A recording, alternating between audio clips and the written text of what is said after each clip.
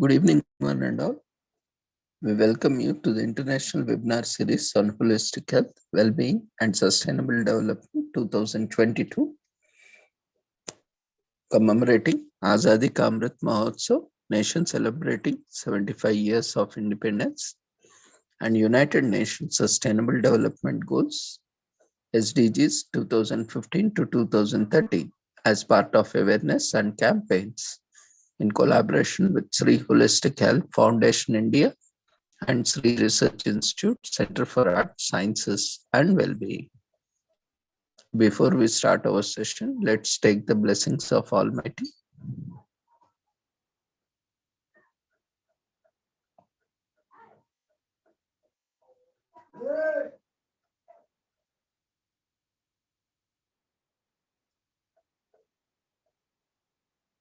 कुरुत्वं कल्याणम् आरोग्यं धनसम्पदः शुभं कुरुत्वं कल्याणम् आरोग्यं धनसम्पदः शत्रुबुद्धिविनाशाय दीपज्योतिर्नमोऽस्तुते दीपज्योतिर्नमोऽस्तुते शुभं कुरुत्वं कल्याणम् आरोग्यं धनसम्पदः कल्याणम् आरोग्यं धनसम्पदः.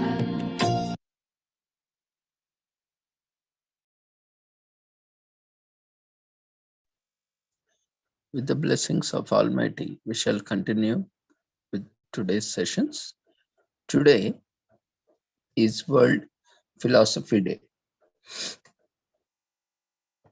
with the theme, The Human of the Future. To celebrate World Philosophy Day 2022, UNESCO and Lee Fresnoy National Studio of Contemporary Arts is organizing a symposium and exhibition on the theme The Human of the Future at UNESCO headquarters in Paris, room 2, from 16th to 18th November. Various events are being organized across the globe, and World Philosophy Day belongs to everyone, everywhere who cares about philosophy. UNESCO leads it, but does not own it. So it's everyone's day. By celebrating World Philosophy Day each year on the third Thursday of November, UNESCO underlines the enduring value of the philosophy for the development of human thought, for culture, and for each individual. Philosophy is an inspiring discipline as well as an everyday practice that can transform societies by enabling to discover the diversity of the intellectual currents in the world. Philosophy stimulates thinking and reasoned confrontation of opinions.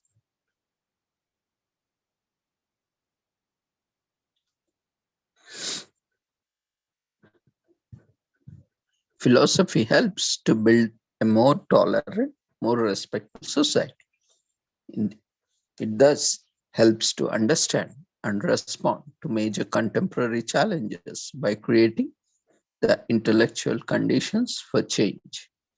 On this day of collective exercise in free, reasoned, and informed thinking on the major challenges of our day, all of UNESCO's partners are encouraged to organize various types of activities like philosophical dialogues, debates, conferences, workshops, cultural events, and presentations, webinars, etc., around the general theme of the day, with the participation of philosophers and scientists from all branches of natural and social sciences, educators, teachers, students, press, journalists, and other mass media represented, and the general public.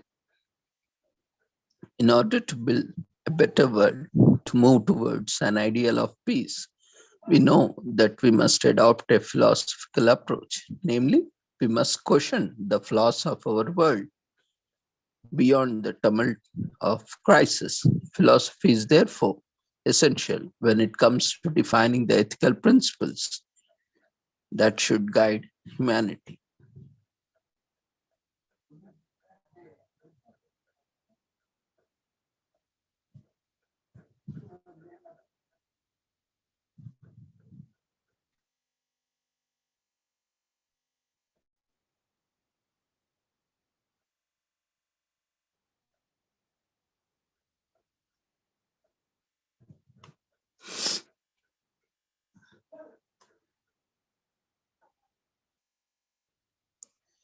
In, the, in a hyper-technologized world, the very concept of humanity is in constant evolution.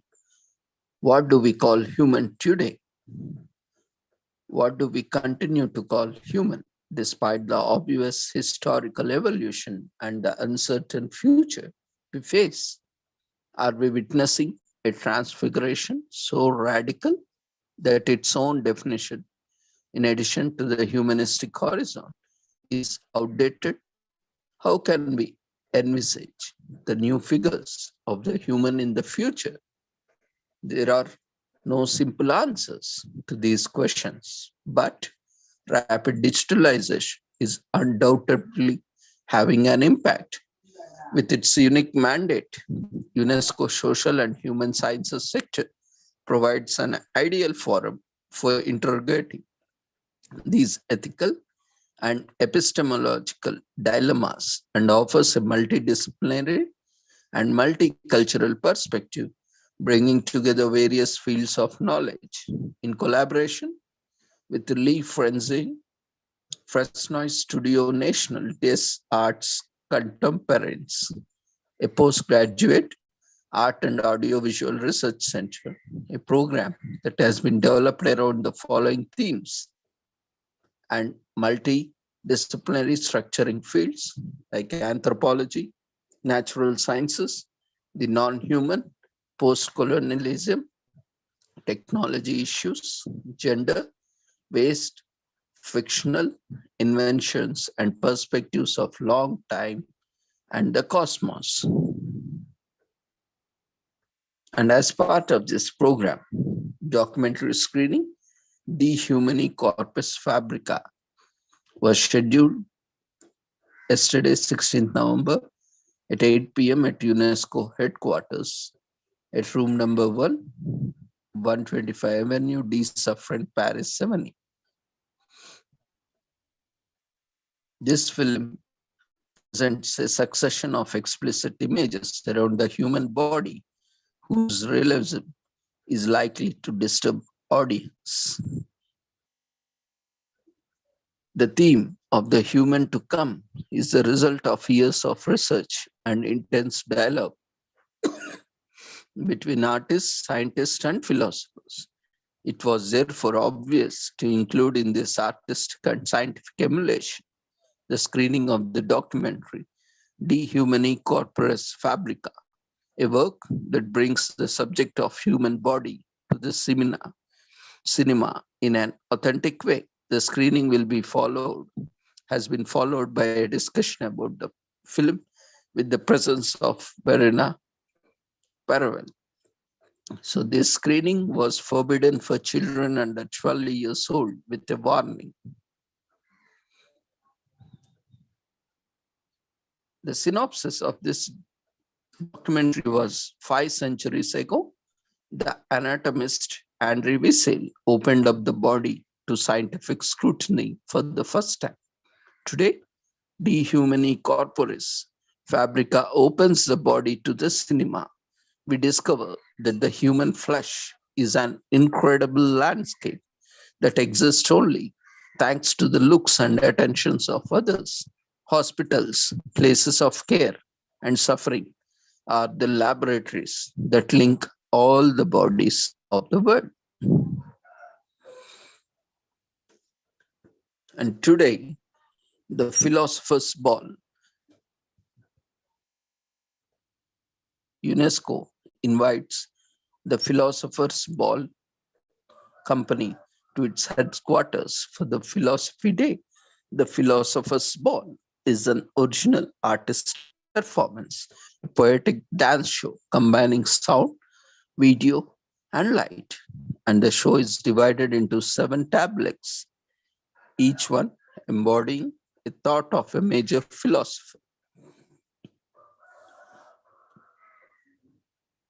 The 7 tablets are: Scene 1, Heraclite, the river; Scene 2, Plato, the eye; Scene 3, Descartes, the forest; Scene 4, Hegel, the tornado; Scene 5, Netzi, the lightning; Scene 6, Merleau-Ponty, the flesh; Scene 7, Simondon, the crystal.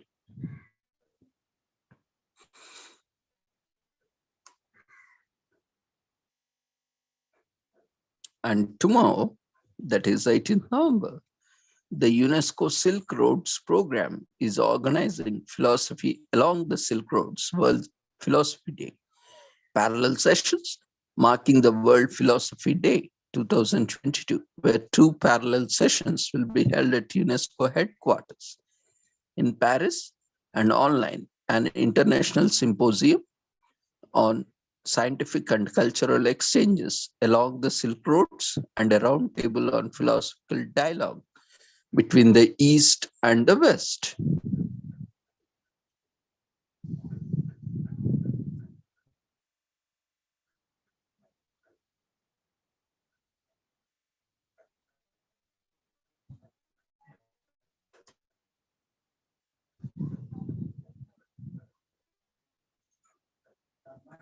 So this year,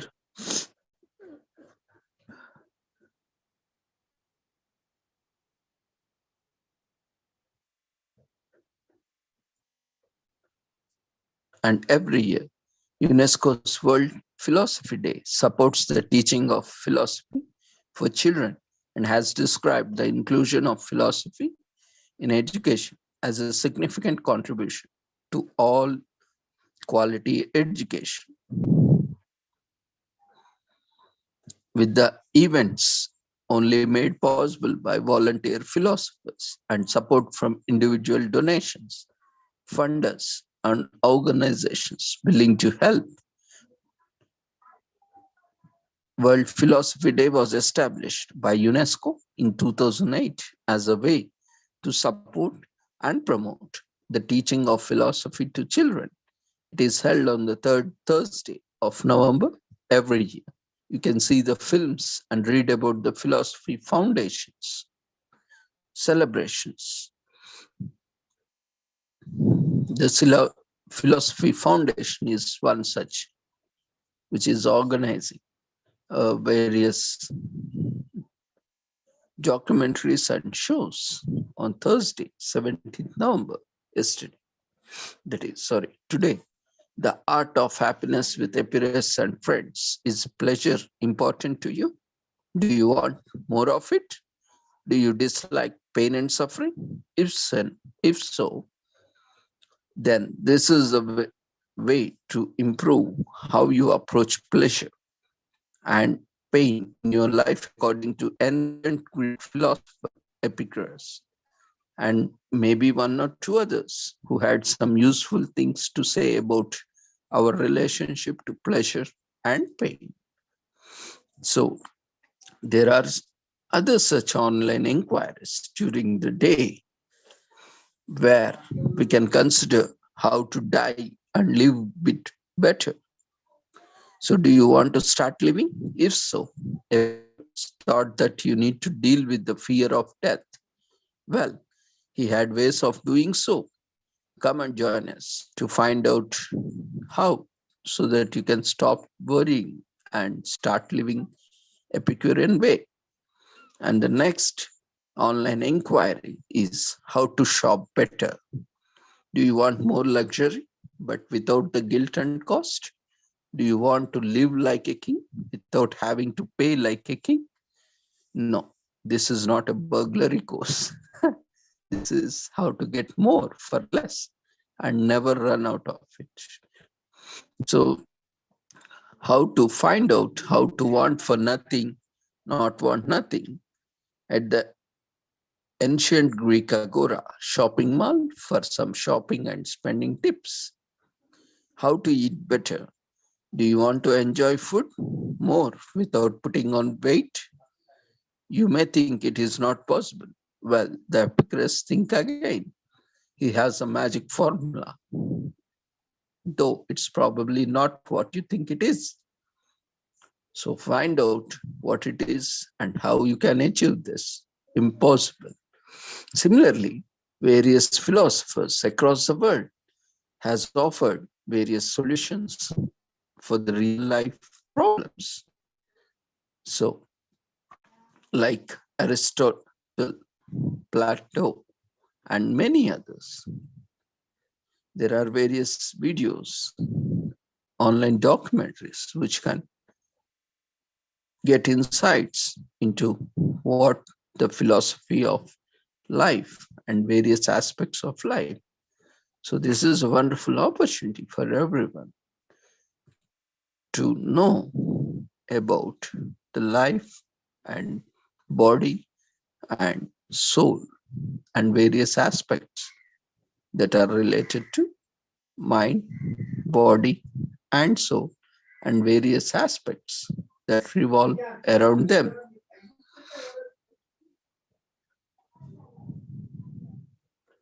On this day, UNESCO aimed to increase public knowledge of philosophy and how important it is for connecting the present to the past and the present to the future, and the both.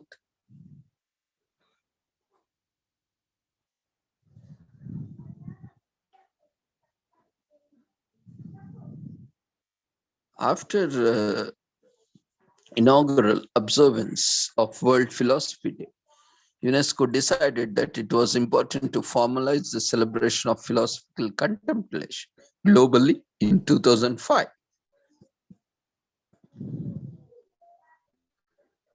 In the records of General Conference,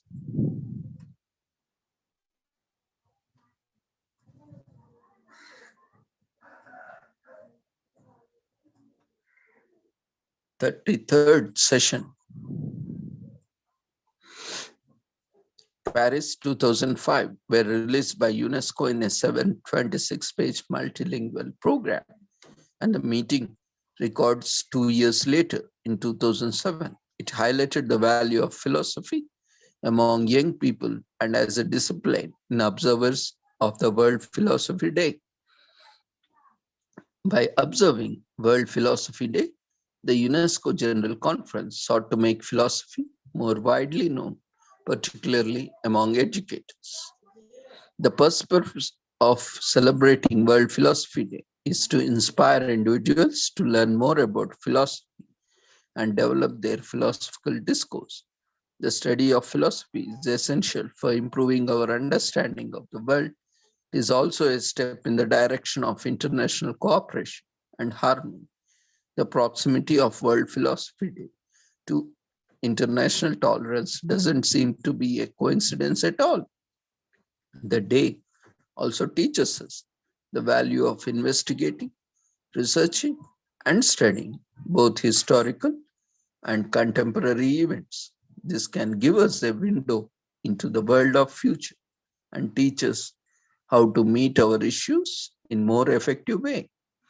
The themes and disciplinary structuring disciplines of anthropology, natural sciences, the non-human, post-colonialism, technology issues, gender, trash, fictional inventions, the perspective of a long period, and the cosmos have all been considered in the development of this event. It is scheduled to take place from November 16 to November 18, 2022 in room number 2 of the UNESCO headquarters in Paris and across the world on various different topics and themes as per their own cultures and traditions and philosophies. The theme for the 2022 World Philosophy Day, as already mentioned, the human of the future.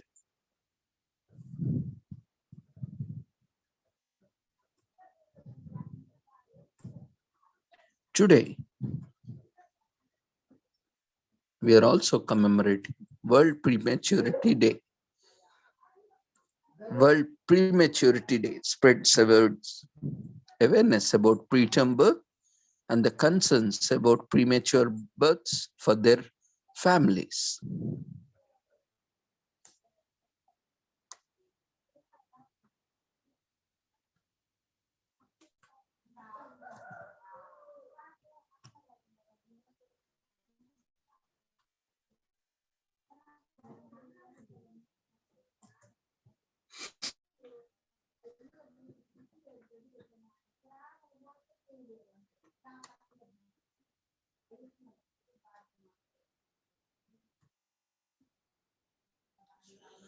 According to the World Health Organization, 15 million babies are born preterm.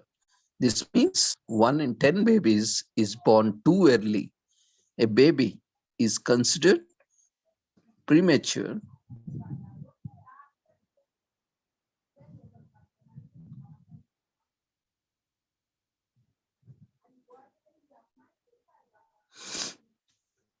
at less than 37 weeks gestation.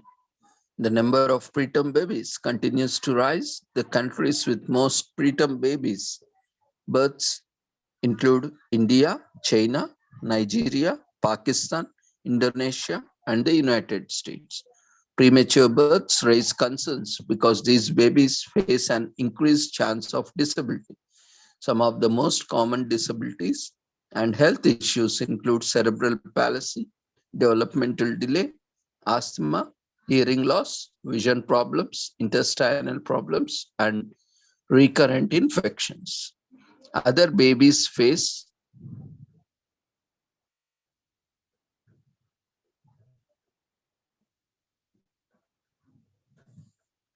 risk of death. 1 million babies die each year due to complications from a premature birth. Globally, premature birth is a leading cause of death of children under 5. In low-income settings, half of these babies die due to lack of cost-effective care.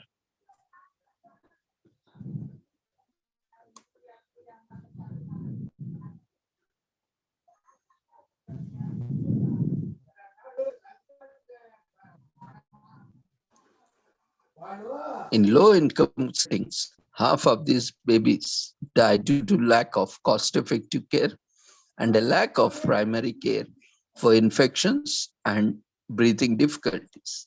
In high-income countries, most babies born at or after 32 weeks almost always survive.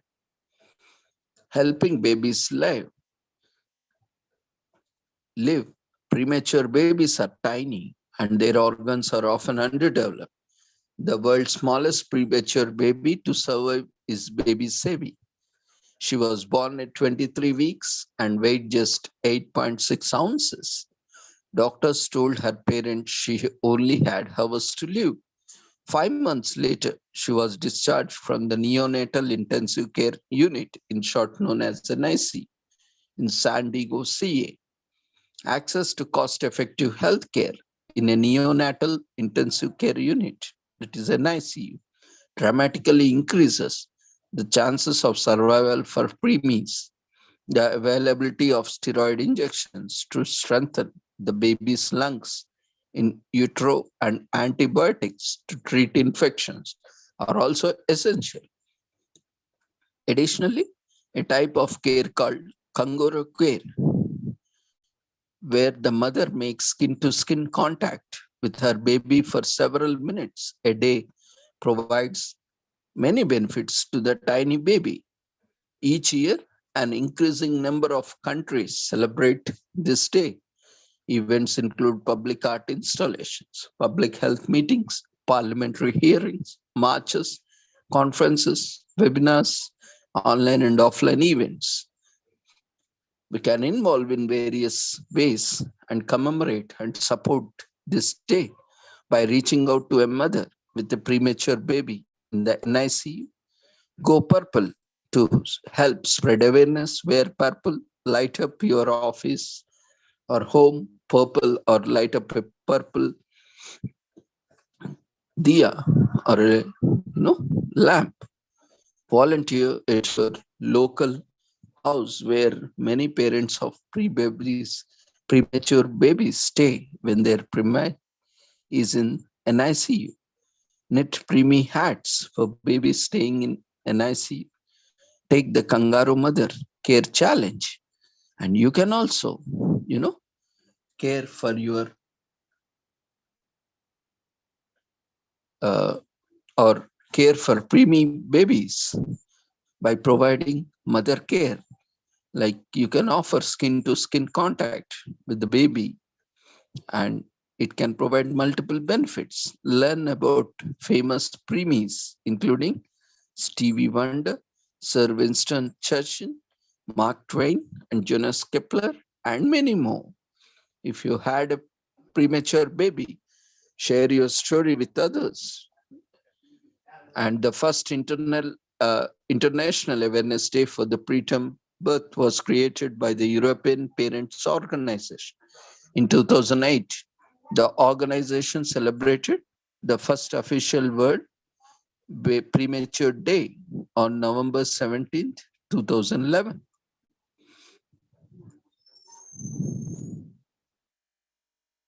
So World Premature Day, 17th November. One baby in 10 is born premature worldwide. A parent's embrace, a powerful therapy, is to enable skin to skin contact from the moment of birth. And World Premature Day on 17th November is one of the most important days in the year to raise awareness of the challenges and burden of preterm birth globally. The day was initiated, as mentioned, by EFCNI, European Foundation for the Care of Newborn Infants, and partnering European parent organizations in 2008. The international co-founders, Little Big Souls Africa, March of Dimes USA, and National Preemie Foundation Australia joined the celebrations and made World Premature Day an intercontinental movement. Meanwhile, countless individuals and organizations from more than 100 countries joined forces with activities, special events, and commit to action to help address preterm birth and improve the situation of preterm babies and their families. Everyone is warmly invited to join this day with activities or events, parents' organizations, hospitals, non-profit organizations, healthcare professionals, societies, companies, politicians, media, and individuals, no matter how much time, money, or manpower, or you are able to spare. Even with simple things, you can make a difference.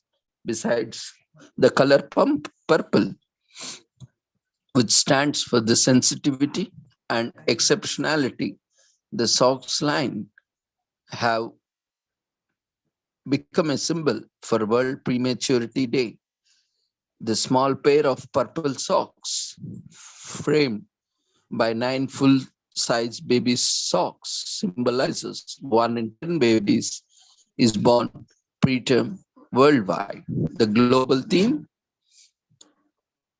for Prematurity Day is a parent's embrace, a powerful therapy, enable skin to skin contact from the moment of birth.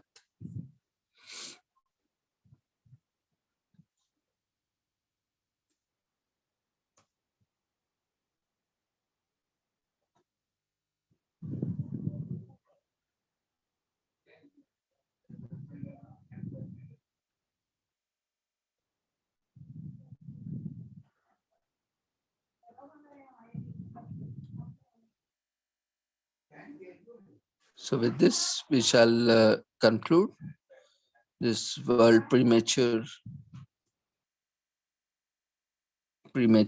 Day.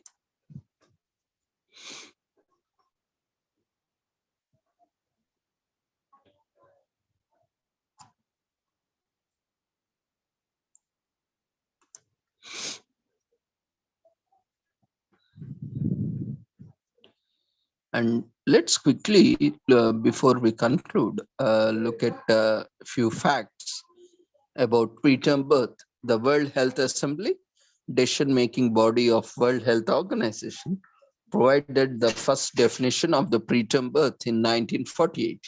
Nowadays, this is the most extensively used and accepted definition of a preterm birth. The average pregnancy lasts for approximately 37 to 42 weeks. Every baby born before completion of 37 weeks of pregnancy,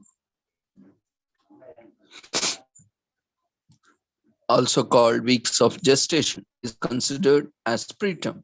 The following subcategories are used for further distinction. Extremely preterm, that is 28 weeks of gestation, and very preterm, 28 to 32 weeks of gestation.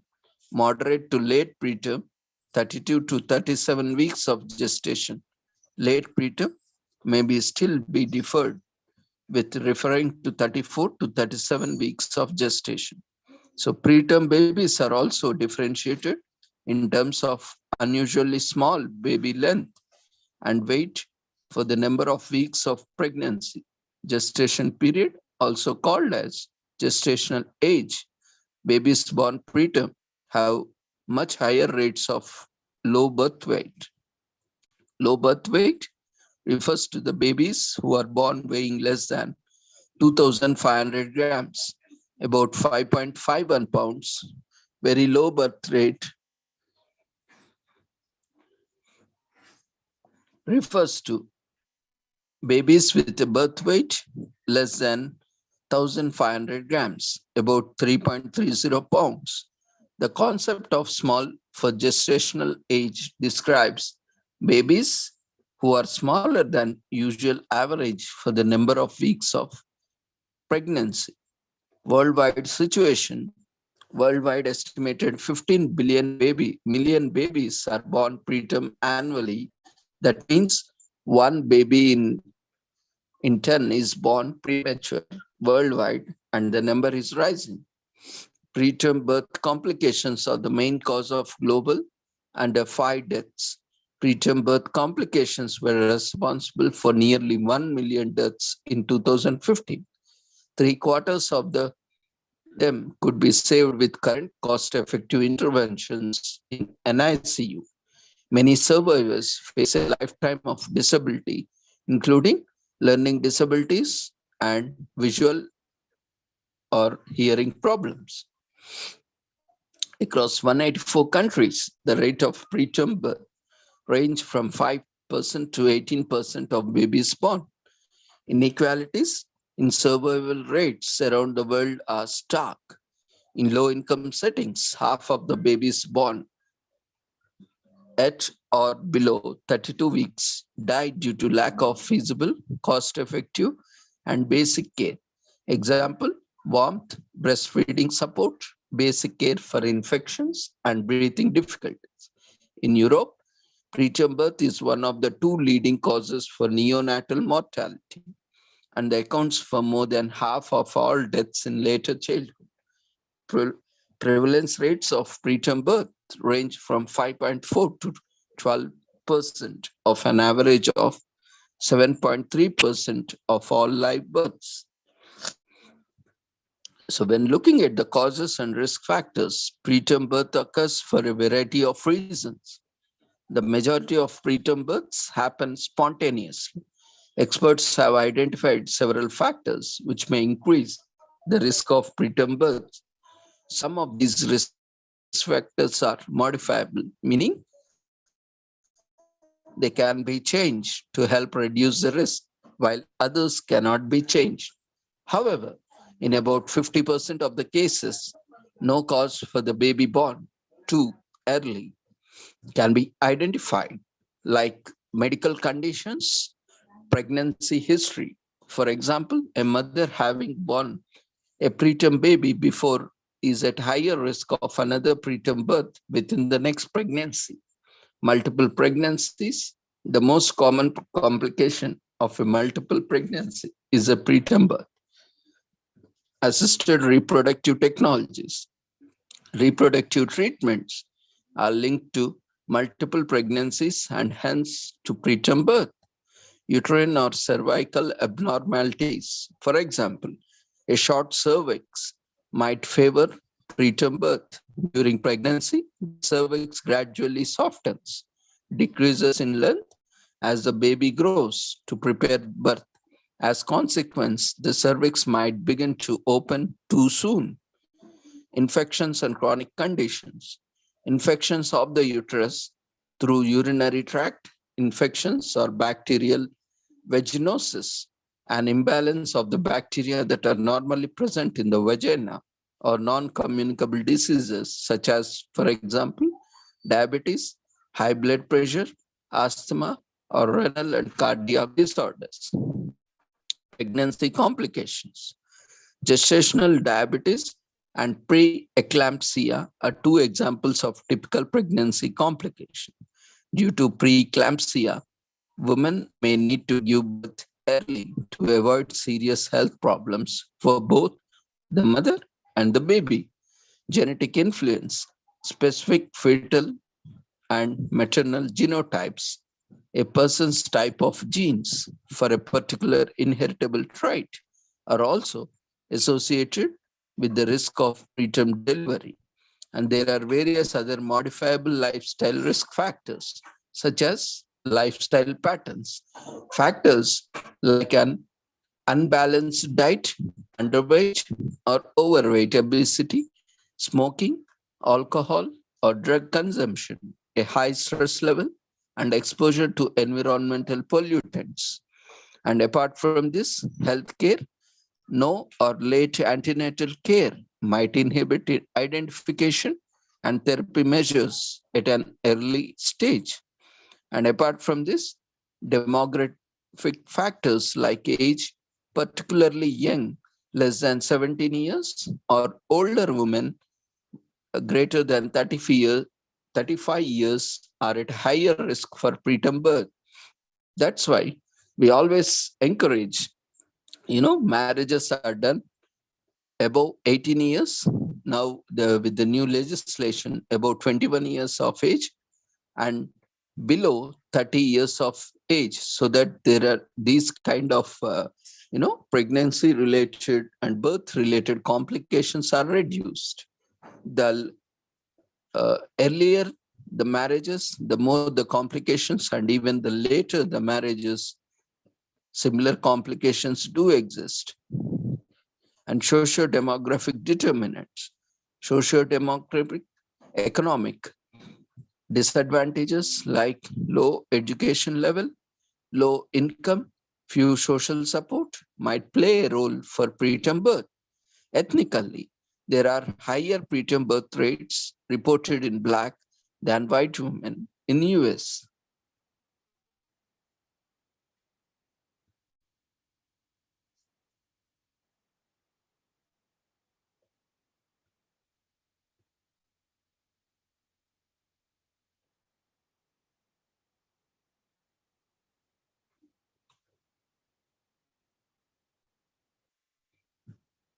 And pre-conception health also plays a very important role in minimizing these preterm births and various issues related to preterm. When a couple decides to start a family, many thoughts come to mind. What will pregnancy, birth, and parenting be like? Therefore, family planning should start before a positive pregnancy test. Preconception health is the period before actually being pregnant, as about 40% of all pregnancies worldwide are unplanned. Preconception health is relevant for everyone of reproductive age, for the women as well as their parents. During this period, couples should aim to improve their health to not only increase fertility, but also to foster a positive pregnancy experience, lower the risks for the preterm birth, diabetes, and other complications to raise a healthy baby. Therefore, there are certain identified preconception health aims, which are mental well-being, balanced diet and folic acid, healthy body weight, physical activity, prevention, screening, and treatment of diseases. Let's look at each 5 preconception health aims to overcome, to prevent preterm births and babies. Mental well-being for both parents, a stress-reduced environment increases the chance for a healthy pregnancy, parent, and childhood. Mental health can improve birth outcomes and lower the risk for pregnancy complications, as well as enhance the overall pregnancy experience. Having a mentally healthy partner has a positive influence on the mother's well-being and therefore on the unborn child too. So when experiencing symptoms of depression, anxiety, or other mental illness, and medical consultation is advised. And the next important factor or preconception health aim is balanced diet and folic acid. A balanced diet should be based on calorie-free beverages, vegetables, fruit, pulses, and whole grain products. Additionally, but in moderate amounts, dairy products, meat, oily sea fish, and eggs should be part of the diet if they are non-vegetarian. If not vegetarian, a similar alternatives like soy can be much effective to replace the non-vegetarian diet. It is not necessary to exclude sweets, snacks, and sugary beverages completely, but they should, however, be consumed in small amounts only. Plant-based oils are generally healthier than animal-based sources of fat. That's why always a vegetarian protein or vegetable oils are more healthier. And alcohol and smoking should be avoided entirely and completely. If women follow a balanced diet, there is generally no need for supplements during the preconception period, except for folic acid. This vitamin is immensely important for the development of baby's neural tube, especially in the first trimester. However, only a few food items contain folic acid. In addition to a balanced diet, most European countries therefore recommend the supplementation of 400 UG folic acid per day, starting at least 4 weeks before conception. For vegetarian and vegans, the intake of certain other micronutrients might be critical, especially iodine and vitamin B2. So, there are various alternatives and should be discussed for their alternative options based on their taste preferences and likes and dislikes and possible need for additional supplementation with their gynecologist or nutritionist. So a balanced healthy diet as well as a folic acid in various forms are recommended to increase a positive pregnancy outcome. Let's look at the other aim, healthy body weight. A healthy body weight is an important factor for a health pregnancy. A healthy body weight is defined as a body mass index between 18.5 and 25 kg per meter square.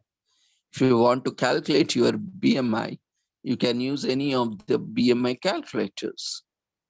Maternal overweight, defined as BMI of 25 kg per meter square or greater, increases the risk for diabetes as well as hypertension and preeclampsia, and is linked for further complications like maternal morbidity, preterm births, and macrosomia, as well as childhood overweight. Overweight in men is also associated with adverse outcomes concerning conception, lower testosterone levels, and reduced fertility, as well as poor sperm quality. So maternal underweight with the BMI of 18.5 kg per meter square or less is associated with increased risks for over severe and other severe outcomes such as stillbirth, preterm birth, and intrauterine growth retardation. So to reduce the risk for pregnancy complications, both women and men should reach and maintain a healthy body weight before the pregnancy. And when looking at the very other aim, physical activity, adults should be physically active for 20 to 40 minutes every day. Physical activity does not necessarily mean referring to sports and games. It can also be included in everyday life, uh, doing household chores. Example, 10 minutes of brisk walking during the lunch break, or in the morning or in the evening, taking the stairs and not the escalator, and as well as cycling to work or to nearby groceries shops. With regard to the preconception period, physical and activity,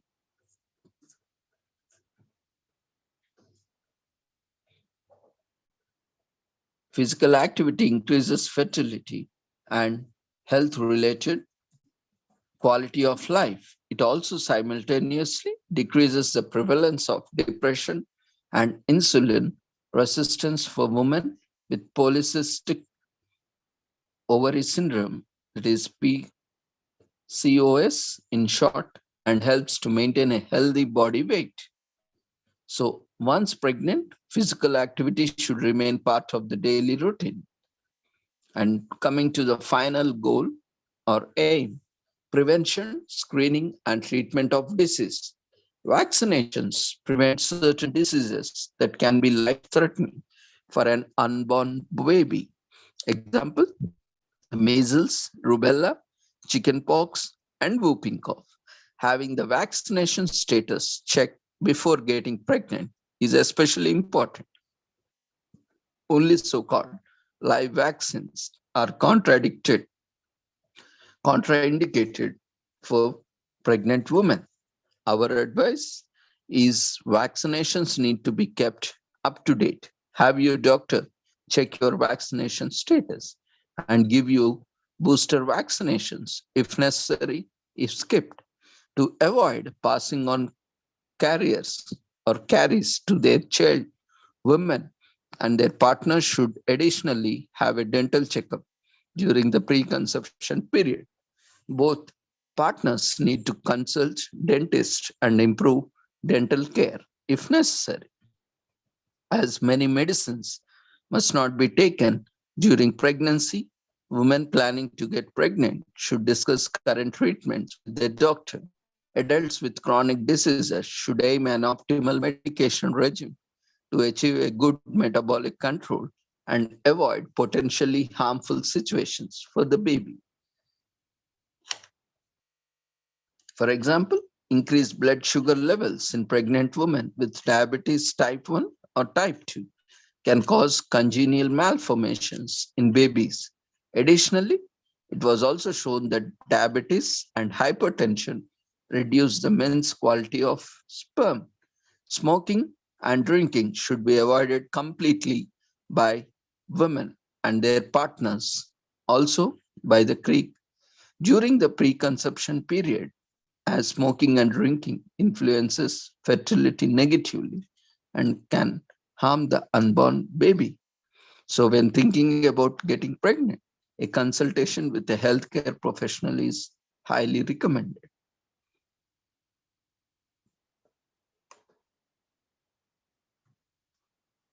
And finally, let's look at how the first 1,000 days are very crucial for the baby.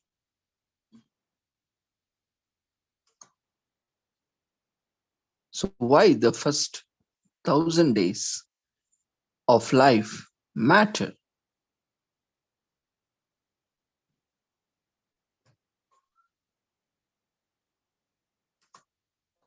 The first 1,000 days of life, the period between conception and the child's second birthday, are a unique window of opportunity to support child development and a long-term health.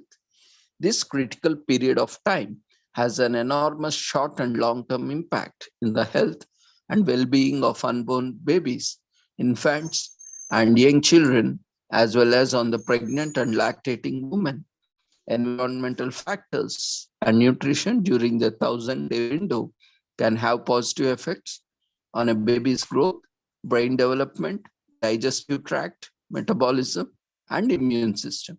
For this reason, a well-balanced diet with essential nutrients in optimal amounts during the early life plays a crucial role in programming future's health. So the preconception, conception, 270 days, that is 9 months of pregnancy, 365 days of first birthday, and 365 days of second birthday together forms the first 1,000 days of life, which is very crucial. So during the pregnancy, the baby is also exposed to environmental factors such as nutrition or toxic and hazardous agents that the mother is exposed to. These factors, including maternal health status and disorders such as obesity and diabetes, can alter fetal metabolism, growth hormone response, gene expression, and other variables with an impact on lifelong health, which is also called as early developmental programming of adult health. This may influence the child risks of stunting, obesity, allergies, diabetes, cardiovascular, and skeletal disease in later life. So, in preconception, before getting pregnant, women should pay attention to several recommendations like healthy lifestyle, including regular physical activity, no alcohol and smoking or nicotine consumption, control of chronic conditions such as diabetes and hypertension, screening, treatment, and prevention of infectious diseases, getting all required immunizations, that is, vaccinations, approaching and maintaining healthy body weight, healthy balanced diet rich in vegetables, fruits, protein, and other essential fats, low in sugar and low in sweets and saturated fats, supplementation of folic acid, and potentially other nutrients to prevent childbirth defects. So during pregnancy, balanced diet and nutrient supplements are essential. The energy requirement during pregnancy is often overestimated in the belief that pregnant and breastfeeding women need to eat for two.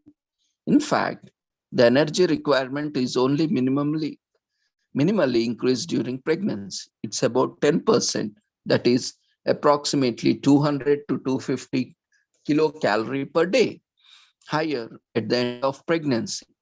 This corresponds to only one slice of whole grain bread and an apple, for example. However, the needs for several micronutrients in pregnant women increases much more than energy needs. Therefore, attention to be paid to a balanced diet providing adequate essential nutrients and micronutrients. Example, rich in vegetables, fruits, whole grains, cereals, and milk products, and targeted nutrient supplementation as recommended by attending physician. The approach can be summarized by the motto, think for two, but don't eat for two, because energy calorie nutrients requirements are more.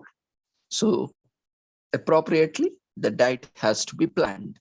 Critical nutrients that often require special attention are iron, iodine, calcium, zinc, magnesium, vitamins like folic acid, folate, vitamin A, B6, B12, C, D, and vitamin E, omega-3 fatty acids.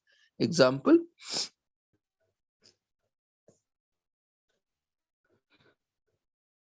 docosahexaenic acid, that is DHA in short. Ensuring adequate nutrient intakes may reduce the risk of maternal anemia, the incidence of preterm birth, low birth weight, and the risk of miscarriage, stillbirth, and preeclampsia. Additionally, they are also crucial for baby's growth, bones, visual, and brain development. So healthy lifestyle in pregnancy by having protective factors like healthy balanced diet, example with vegetables, fruits, whole grain foods, cereals, and much more, and moderate weight gain depending on the pre-pregnancy weight, regular moderate physical exercise such as walking, jogging, swimming, running, walking, or yoga, regular preterm care visits, good work-life balance, sufficient amount of clean water are the protective factors. At the same time, the risk factors include alcohol and smoking, nicotine consumption, passive smoking, certain illness such as gestational diabetes or preeclampsia, eclampsia, exposure to high levels of psychosocial stress, excessive caffeine consumption, like more of tea and coffee, no more than 2 cups of coffee or tea, or 4 cups of black tea or per day, no energy drinks, raw animal products, avoiding like anything that is meat, fish meat, red meat, also smoked fish or eggs, unpasteurized milk, raw cheese, all these has to be avoided because these can be risk factors. And sugar drinks and juices, high intake of sugar, sweets also can be risk factors, and specific medications can also be the risk factors. So vegetarian or vegan diets, a carefully selected mixed vegetarian diet that contains plant protein and plant fats can be generally support the nutrients need of a pregnant woman and a child. But the risk for some nutrient deficiencies like iron, iodine, zinc, DHA, and their consequences for the baby are higher, so have to be adequately supplemented. If not uh, met by the diet, families adhering to lacto-ovo-vegetarian diet should seek medical counseling and advice, and if appropriate, consider the use of nutrient supplements like supplement with vegetarian DHA if no sea fish is consumed, and iodine following a vegan diet, exclusion of all animal products for a longer period of time without supplements can be a high risk of not meeting the essential nutrients like vitamin B12 of developing child. So pregnant and breastfeeding women and children following a vegan diet needs to take supplement with vitamin B12 and DHA and preferably other critical nutrients such as iodine, iron, and zinc, which can be included as part of diet or also along with additional supplements. So pregnant and lactating women who wish to follow any form of restrictive diets for themselves or for their children should seek advice from a registered dietitian or a physician. So infancy, 0 to 6 months of age, breastfeeding period is also very crucial because breast milk is the best and first choice of the nutrition for babies and should be initiated immediately after birth. It is recommended to exclusively breastfeed, no other food, formula, or water strictly babies for at least 4 to 6 months. The composition of breast milk is optimally adapted to the needs of the growing baby and helps to support immunity and protect from gastrointestinal and respiratory infections, support optimal neurodevelopment, reduce the risk for later development of obesity and other non-communicable diseases such as diabetes, etc. In addition, breastfeeding promotes the emotional bonding between the mother and baby and may contribute to risk reduction for maternal breast cancer, ovarian cancer, and obesity. Whenever mothers are not or not yet to breastfeed their baby, quality controlled donor milk and infant formula are alternative options as a last resort. Healthy lifestyle during breastfeeding and in parenthood. As long as a mother has a balanced diet, her breast milk generally provides the nutrients required for the healthy growth and development of the baby in adequate amounts. Exceptions are vitamins K and D, which must be supplemented. Supplementation of fluoride reduces the risk of dental care. However, breastfeeding women have an increased need for several micronutrients like iodine, vitamins, and omega-3 fatty acid, DHA, and a healthy lifestyle and a balanced diet are important during breastfeeding. Therefore, the recommendations for the healthy lifestyle during pregnancy generally apply for breastfeeding women as well. So recommendations for breastfeeding women: continue healthy, balanced diet and adequate water intake, limit caffeine, nicotine consumption, no nicotine and alcohol consumption, no passive smoking. Friends and family have to be asked or must be asked to smoke away or outside. Proper hand washing for parents and children. During baby and toddlerhood, that is in between 6 and 24 months, complementary feeding, appropriate complementary foods like semi-solid foods, solid foods, and liquids other than breast milk or infant formula should be initiated, not before the beginning of 6th month, sometimes 5th month, 17 weeks, and not after the beginning of 7th month, 26 weeks, while continuing breastfeeding, as long as the mother and baby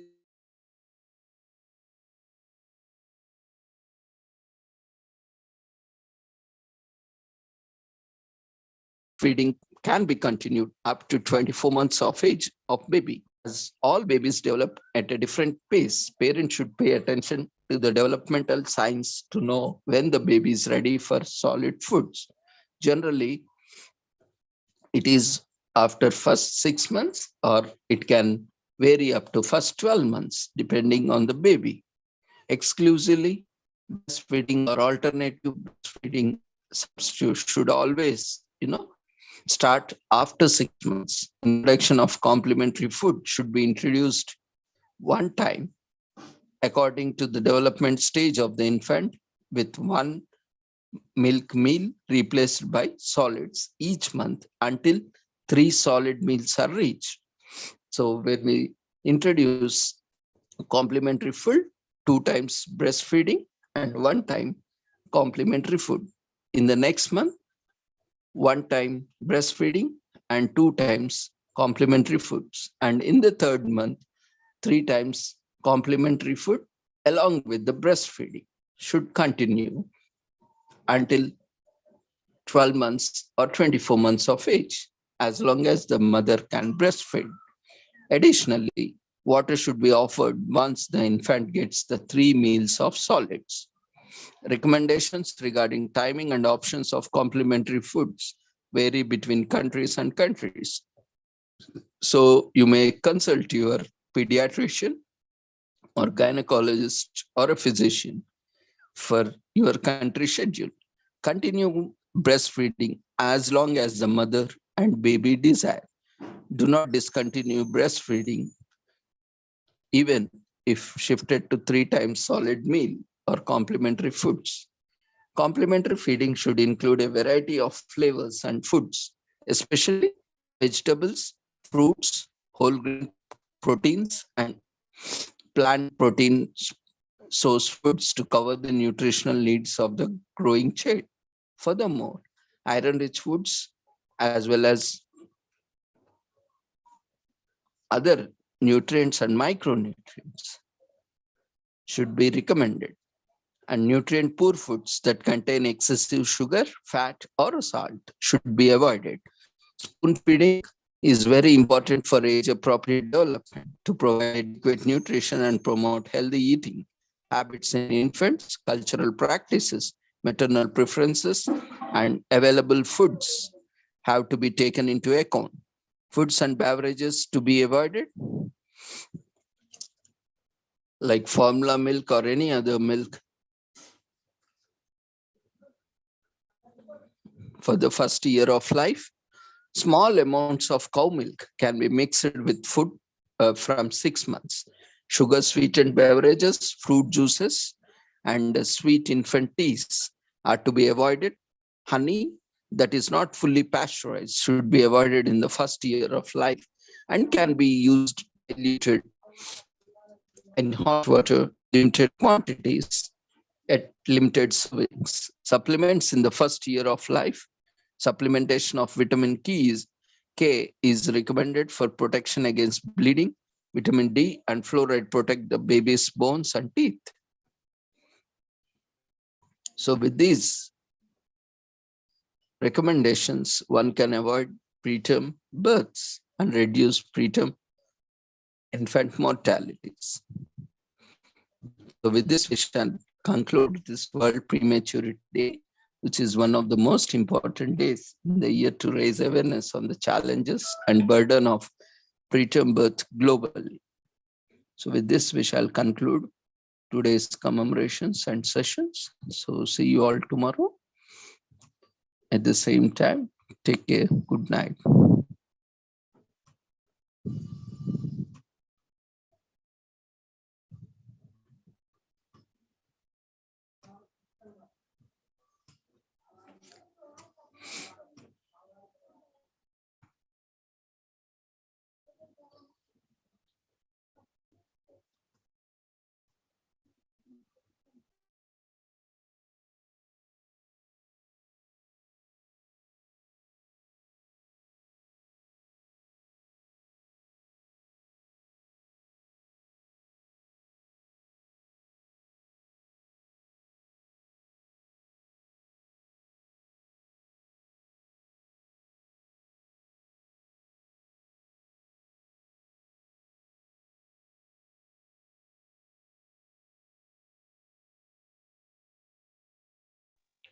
Quickly fill up the feedback form.